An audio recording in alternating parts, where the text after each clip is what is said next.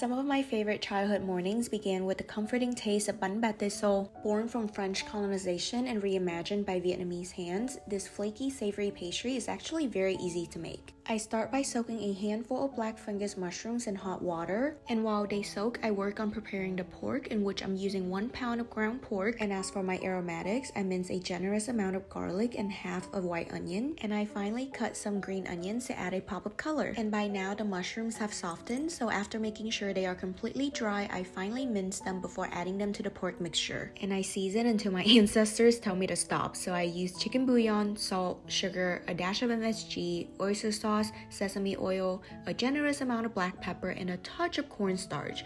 I do have pate, but I'm skipping it this time, though you can add it if you like. Now that the filling is mixed and ready, time to assemble using defrosted pre-made puff pastry that I picked up from the grocery store. The pastry typically comes with 2 sheets, and we're going to use both. I like my bun to be bigger, about the size of a Pop-Tart, so I am cutting each sheet into 6 equal rectangles. I love mine packed with as much filling as possible, so I divided the meat mixture into 6 portions before evenly filling each pastry. I am now covering each filled rectangle with the second sheet of puff pastry before sealing the edges carefully with a fork. And finally, to finish, I brush the tops with egg yolk and sprinkle sesame seeds before putting them in the oven at 370 for 30 minutes. As a kid, Bánh Patê Sô was simply something that I loved with a box of milk, but now as an adult, it's not only something I crave with a cup of coffee, it also reminds me to cherish my rich culture and inspires me to learn more about my ancestors and their resilience in the face of colonization.